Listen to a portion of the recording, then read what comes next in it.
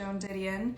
And it's actually funny because a lot of the themes of that book actually are covered in her book, but her book is obviously very modern and talks about right now. So these themes, though, a lot of them are not new. Women have been experiencing a lot of the things that she experienced and talks about her book forever. And before I bring her on, because I know we all want to hear from her, I just want to say how vulnerable she makes herself in this book, how honest she is. And also, it is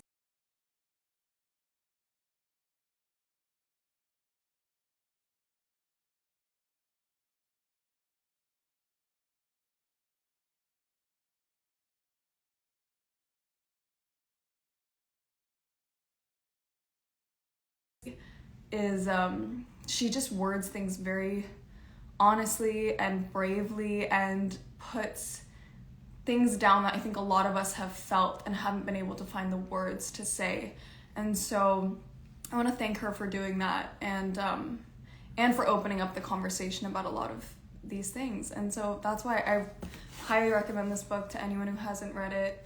I read it as soon as it came out and got to reread it again in preparation. I have a million notes. I'm going to try to not talk too much because I want to hear from Emily, but I have so many questions.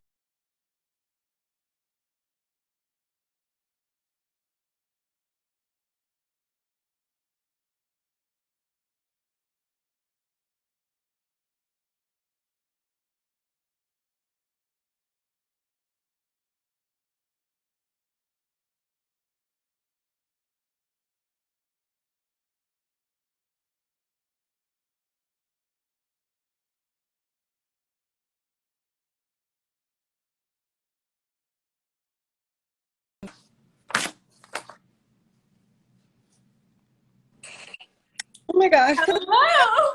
Hi, how are you? I'm good. Welcome back on. Thank you so much. You're so good at those intros, but thank you so much for not bringing me on for that. I would have been. No, I was like, I'm gonna get this out of the way now so that I can just ask you the real questions. But thank you for all of.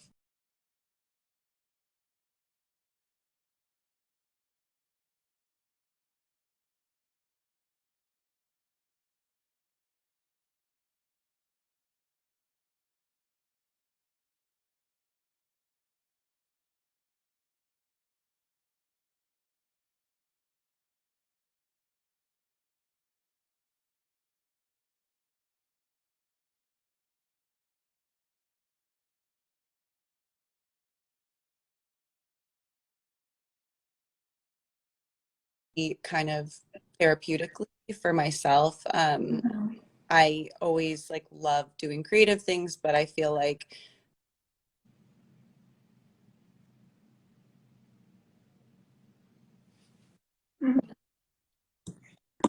I always love doing creative things, but sorry, is there a delay? Am I good? No, you're good. You're good. Okay. And yeah, this was just something that was like, I really was doing it for myself. As somebody who loves reading, it felt like, I'd always loved writing, but it always felt kind of pressurized. So in some ways it was a way of processing emotions and also just challenging myself creatively. And then at a certain point I had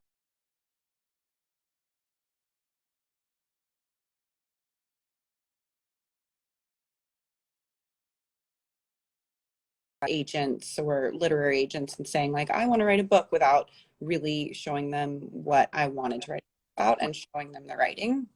So Right. I basically wrote a rough draft of the book. Okay. And then at that point, I found an amazing agent.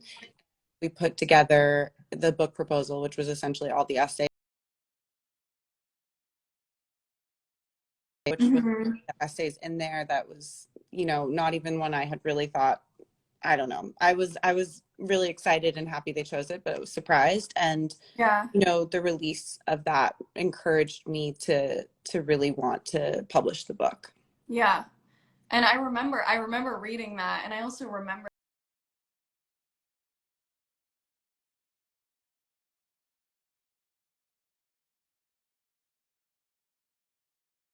viewed by the person who took it because Mm-hmm. you own the image, even though it's an image of you that you didn't give them Mm-hmm. permission.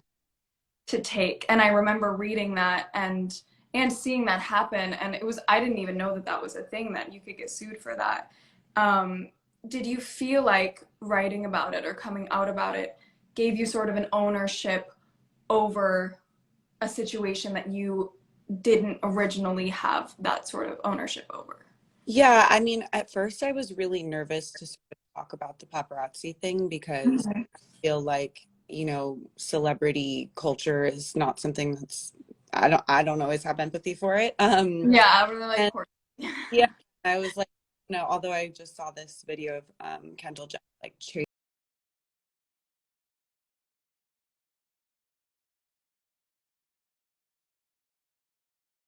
have changed.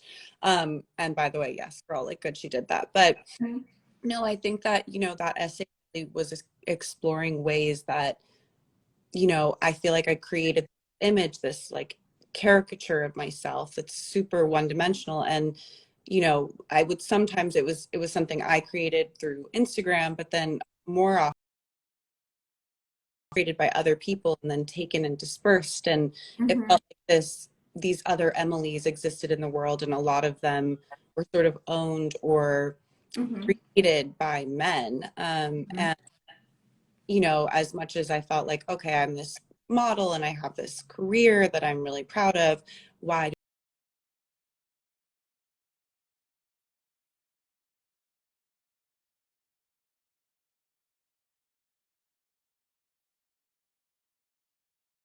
and yes, it did make me feel more in control. And the fact that, you know, people responded to the writing and the storytelling was Mm-hmm. so it really was encouraging. Yeah, yeah. And I understand it's like a hard thing. People don't always have empathy for those situations, but I think also the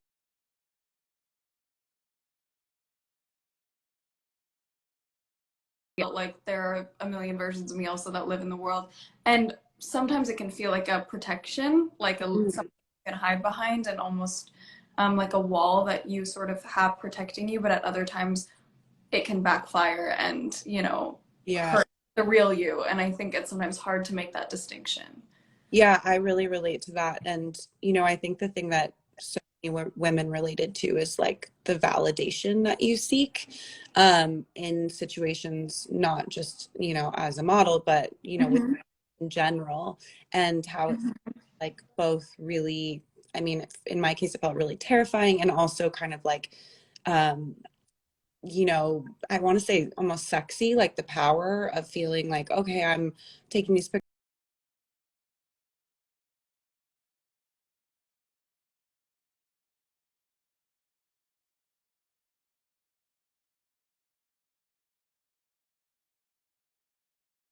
and you're like, that was not what I thought it was when I was 19 or whatever. Completely. You think, I also think being quite young, I know you started at a young age as I did, you have a false sense of being in control Yeah. in moments, and it can be very liberating to be, you feel very much in control of your own body and the way that people respond to it. And then you look back and you think, well, these people were a lot older than me. They had a very different outlook on it that I wasn't aware of at the time. And Yeah. you talk about, you know, how freeing it was for you to use your body, but also that you realize now you owe things to men, or this career that sort of men ultimately were in control of when you thought that you were the one who had the power. Yeah. I mean, I think that's what, you know, obviously I feel that in my career and in my life, but I feel that also in like romantic situations in my Mhm.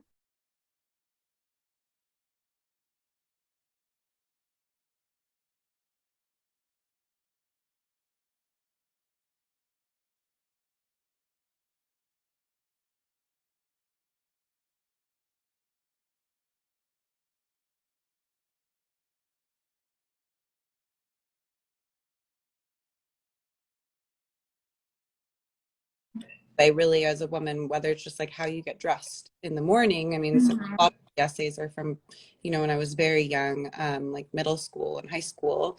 Um, Mhm. where does the sort of what is this contradiction of like feeling so validated and then also feeling really completely abused in some ways? And objectified, yeah.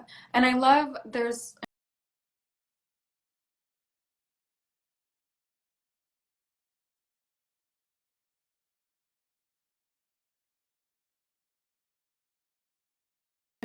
that you had bought with her that they deemed too sexy, which I hate that word because I think what is sexy? Like, I think that that's, you know, and to tell a child that they are too sexy, I think is just awful. But that your mom said, you know, it's not your, it's on them. Like, that's their problem. Do you feel like her sort of outlook and her attitude towards that helped shape your views on, you know, the way that you dressed or basically the way that you presented yourself to the world? Yeah, definitely. I think she was, as I write about in the book, her father had really kind of made her feel like the way she looked and her beauty and her body was something to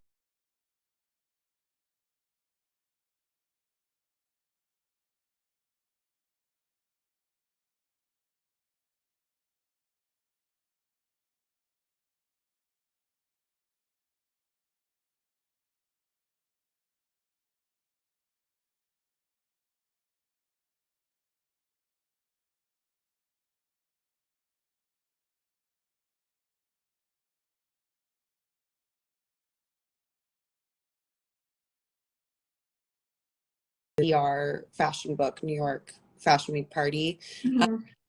I don't know, like 2016 something, for this Julian McDonald dress that was like really sexy. And I remember it was almost like it was the same situation that I had had when I was 14 at the dance, because, everyone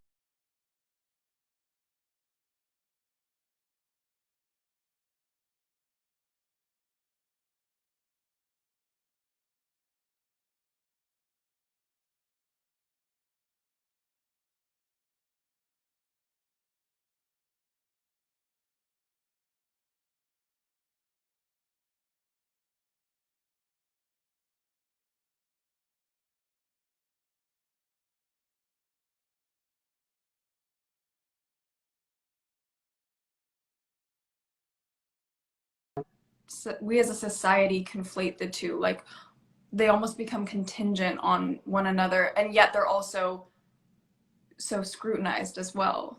yeah. I mean, I thought a lot about this. Mm-hmm. I- Mm-hmm. in many ways, the world we live in now rewards beauty. I mean, at least in our experience, like being Mm-hmm. is such a it's provided a lifestyle for us. It's, Mm-hmm. you know,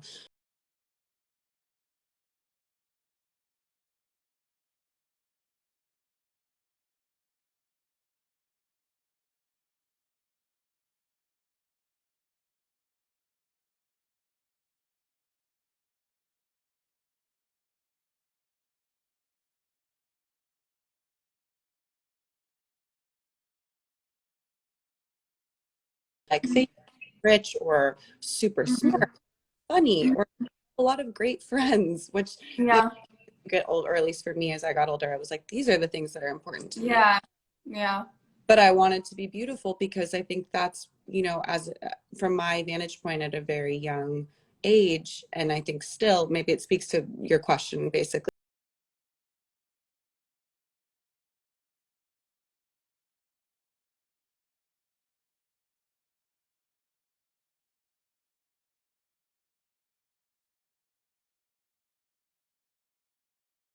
Walking into a room, having people look at you, and then at the same time realizing that is that really power, Mhm. or like are the eyes that are looking at me really the ones that are in power? Yeah, and I guess I just realized that so many of my friends, like we're all playing the same game in many ways, even if they're not fashion models, they're, want to go into a party and be noticed by guys or wear this Mm-hmm. outfit. I mean, obviously that's like what what our world revolves around in some way. Mm-hmm. And, I think that what I wanted to sort of say to anyone who's looked at my life as this, persona and see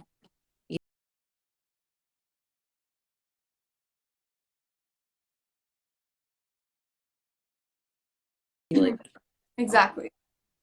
Because then there's also, and I know you talk about this in your book, a common belief that women have to cover up to be taken seriously. You talk about acting mhm. and how, you know, a lot of young women feel that in order to make the transition from like sexy to a serious actress, you have to change the way that you dress, or in business as a woman you have to wear a suit and not show skin if you want to be taken seriously in a meeting. And it kind of goes along with that, like you have to act like one of the guys to be taken seriously, which I disagree with. And do you think,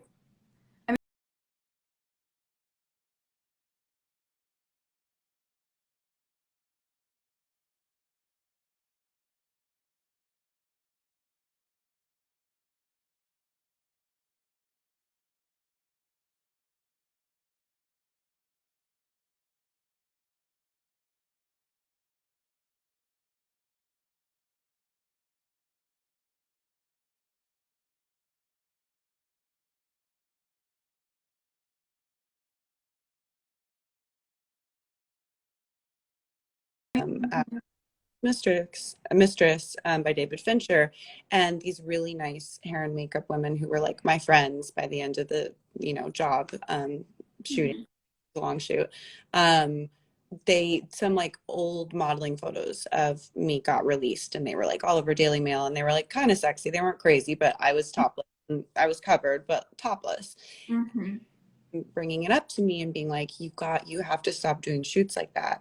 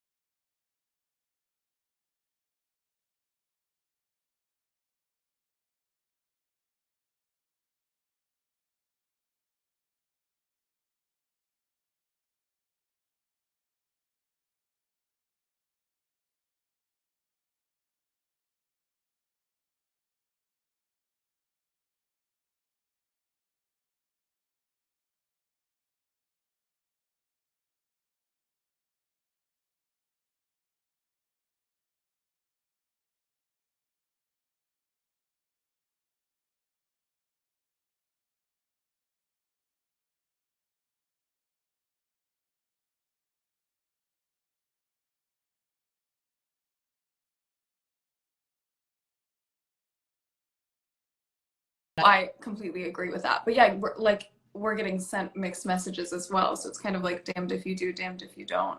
yeah. um, yeah, and on that topic, you have an essay about Pamela Anderson, which ironically was before. I know everyone's now like, I feel like she's kind of had a resurgence of people discussing what happened to her, because of the show that came out. But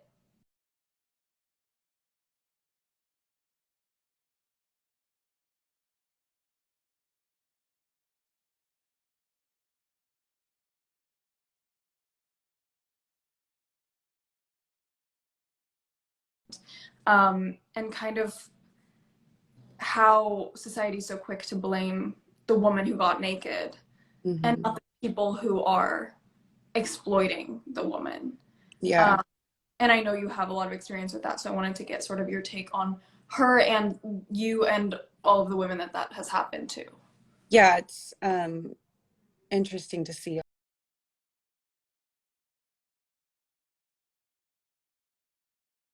And then this man kind of like insulting me, being like, oh yeah, everyone's so obsessed with you, you're like Pamela Anderson before the hep C. And me already kind of feeling uncomfortable at the party, and then this like woman's name is used as an insult. And I was really interested in kind of exploring why I mean,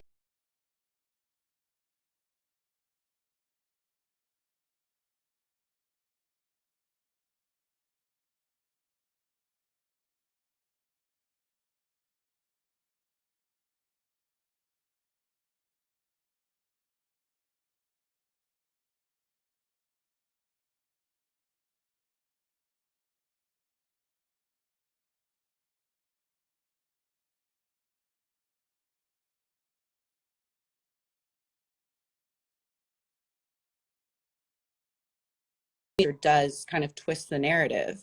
And I, when you look at old talk shows and everything, there was this sort of feeling of like, well, come on, she like, she got hurt. Yeah, But she the was truth asking is for like, it. yeah, I mean, she did become super famous and, whatever, but not in the way she necessarily wanted to be. No.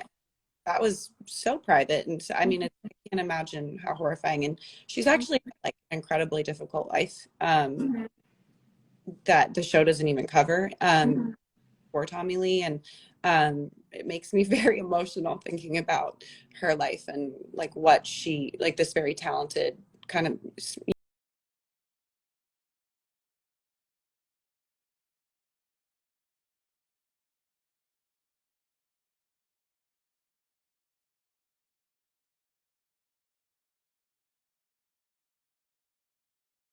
0 consent from you.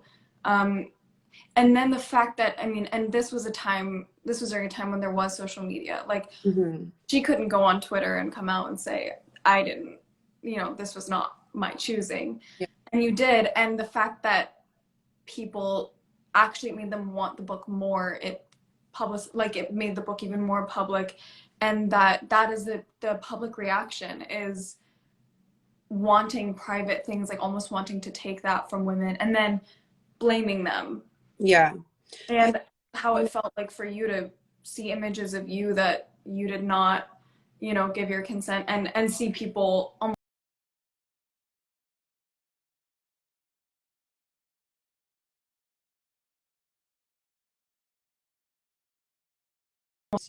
honestly, I don't think if I had ever, like, if I hadn't published a first person essay explaining and really taking people through that experience, I don't know that they would have felt sympathy, or even understanding.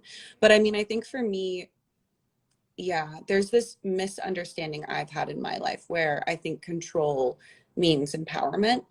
Like,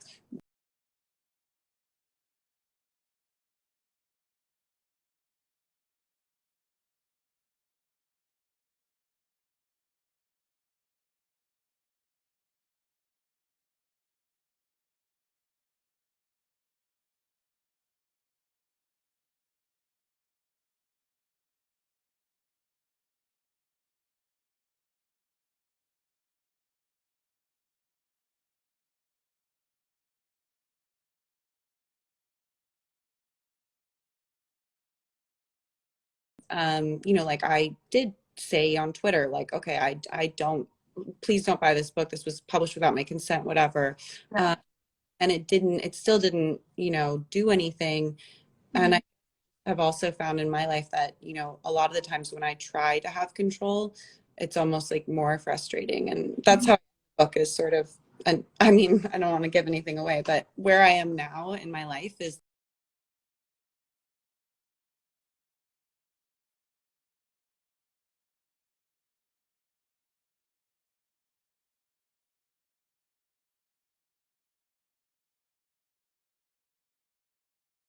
I don't know if you know of her, but she said something that really struck me, that especially being in an industry where, when at a very young age, when you're being asked for consent and you don't really know how to give it.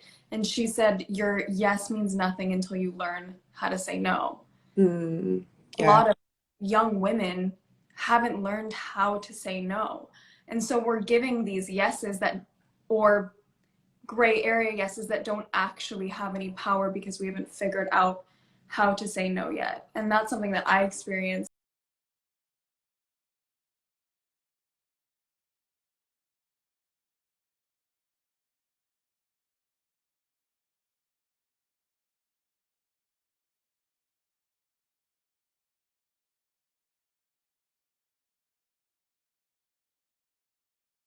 One of my first experiences of not knowing how to say yes or no was in high school when I was like 14, 15 with my first boyfriend. Mhm.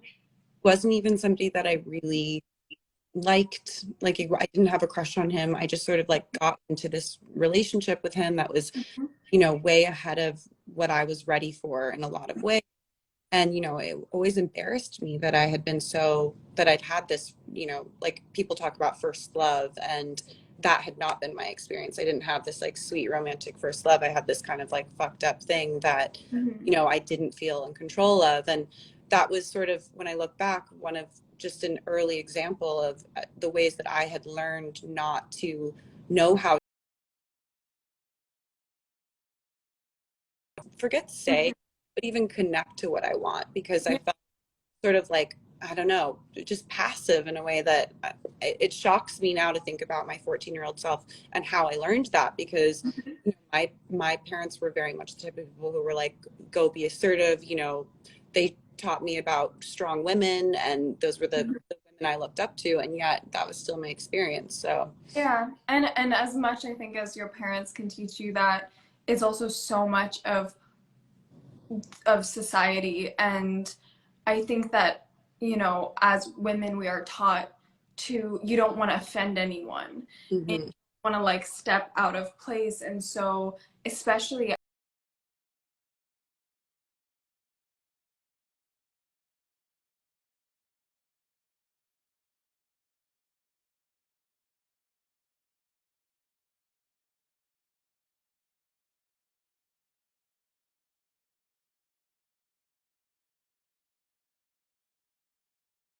friend, it's like we don't want to cause any problems, and so you stop trusting your body. And then Yeah, the second you stop trusting your body, I think that gets carried on way later into life. So then when you're on a job or when someone else is asking you something, you've already started going against what your body's instinct is, and that's what can lead you to doing things that you're not comfortable with, but you're yeah. not connected enough, like you said, to your body to be able to vocalize that.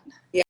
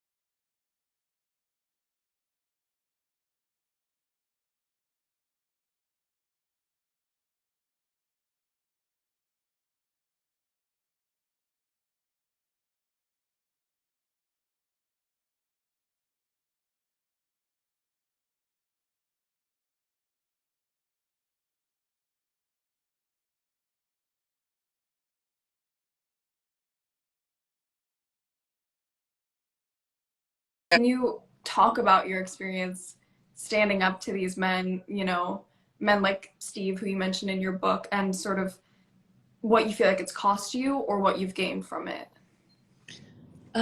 Well, so it's funny because I think the letter to Steve, which is sort of like the angry moment of the book, Mm-hmm. which felt good, really good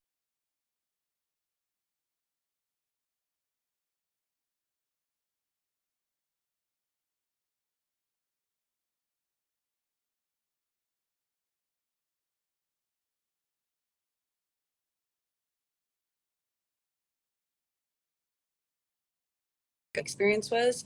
Mm-hmm. Or, you know, in that letter, there's a few different men that I sort of like called different names and I don't say their names. And a friend of mine was like, why did you do that? And I was like, well, I just don't want to deal with it. And, you know, because basically the answer is yes, it felt really great and good to be able to express anger, to, you know, have my perspective like hard bound in writing forever. It just was so validating, and it made me kind of be able to process these experiences. And then also, you know, just seeing the reaction from other women and whatever makes me feel really great. That Mm-hmm. said,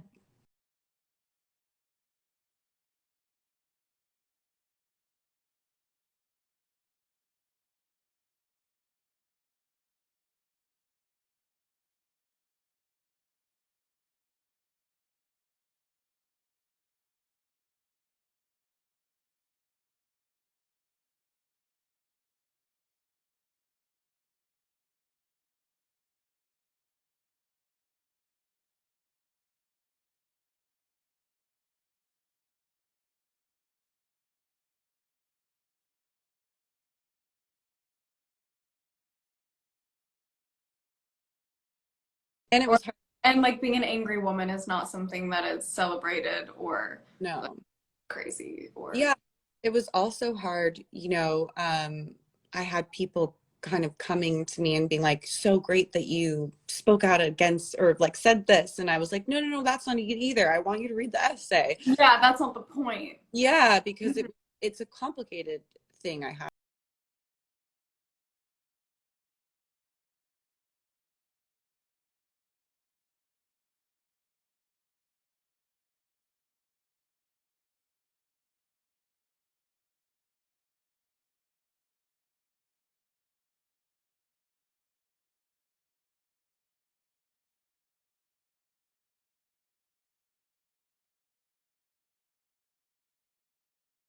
Job of this, the fact that the actual situations or the actual wrongdoings of these men aren't the point of any of your stories or any of your essays. Like the Robin Thicke circumstance, where I've never related, like that was the point in the book where I was like, because you talk about you felt naked for the first time that day.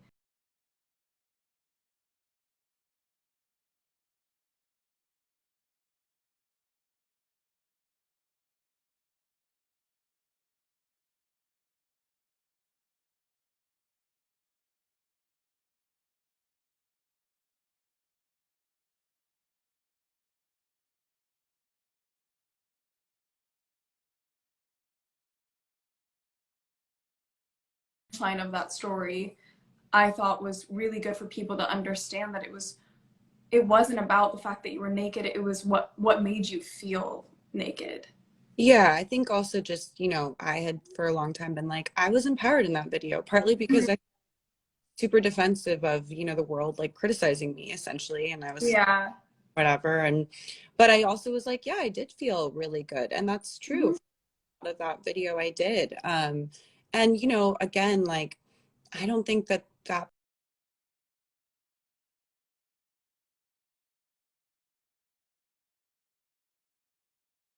titled maybe because of their own insecurity to Mhm. to women's bodies or to kind of like knock you down a peg because they feel like, oh, she has too much power in this moment because of her body, Mhm. whatever. Yeah, Um, so how can and I remind? yeah, I think it's really important. I have a son now, and when I think about like him,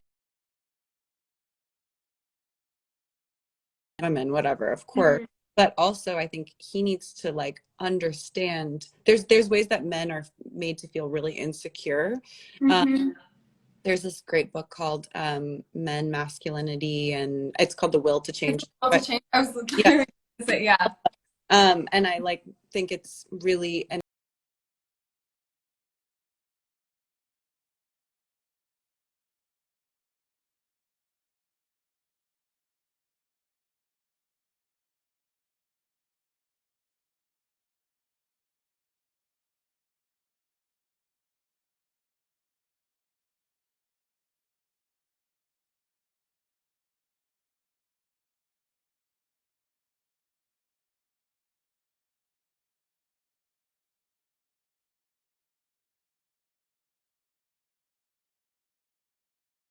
I don't. I'm just trying to make him feel good and confident Mhm. and all those things and sleeping through the night and all the basics. um but yeah, I mean, I think when I think about even the men who I write about in the book, I don't feel this sort of like, oh, they're such assholes. I feel like, wow, they are also a part of the same culture that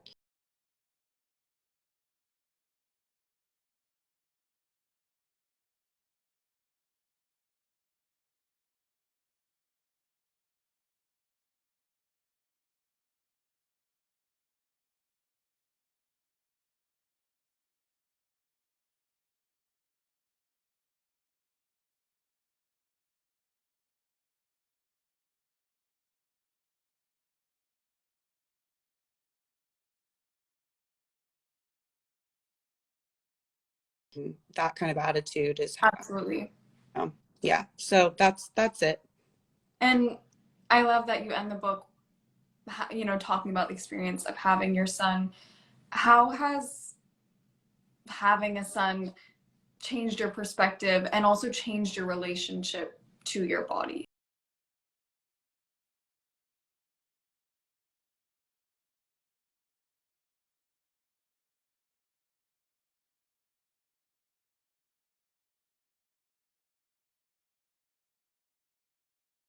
like, well, I'll be the same, but you're not totally the same, because you are always responsible for this person, and you start seeing your life through their perspective as like their mother, and you Mm-hmm.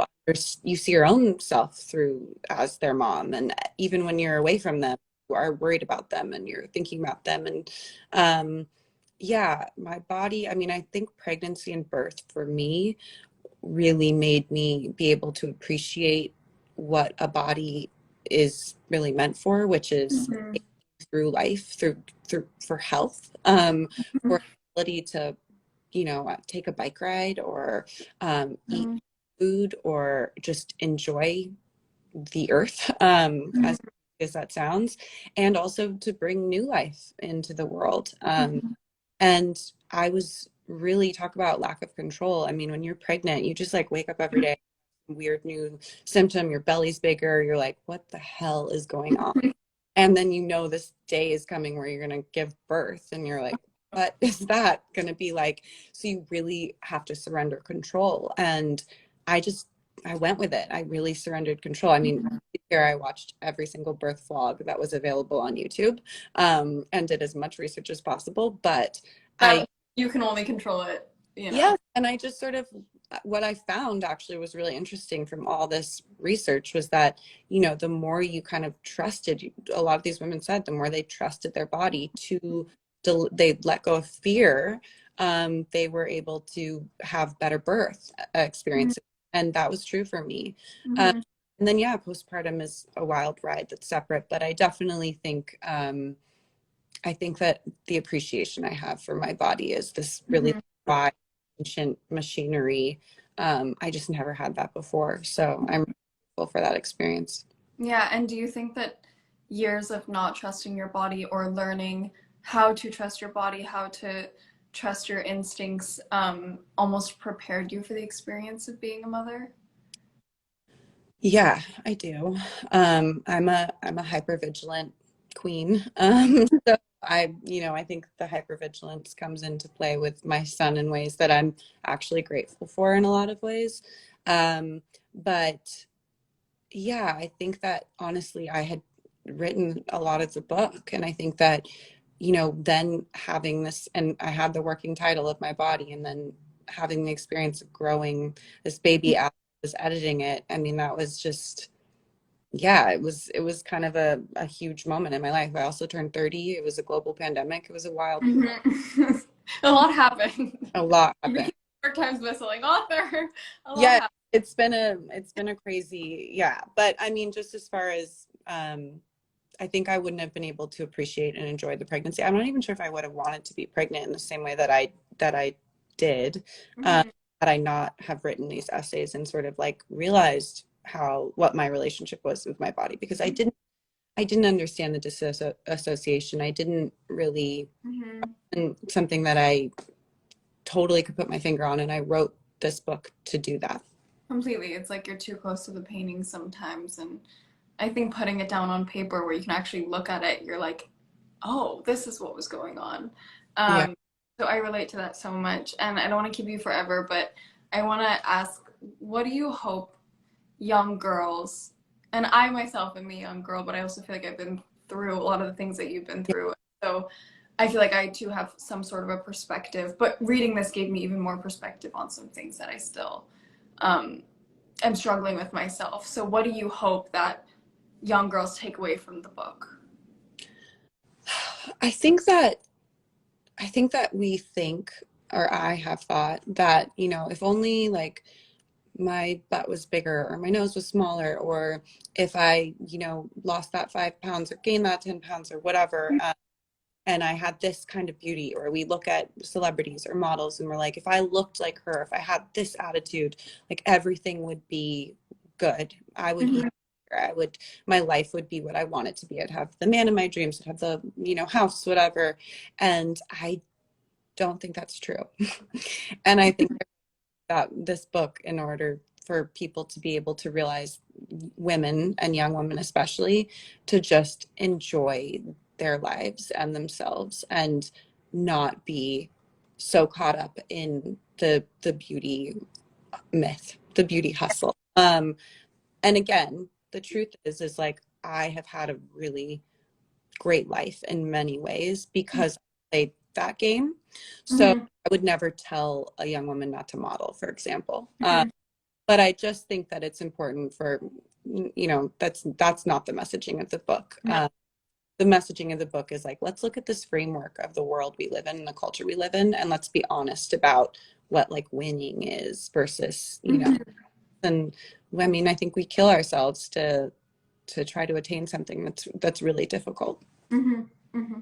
Well, I want to say thank you so much for being on here, for writing this book.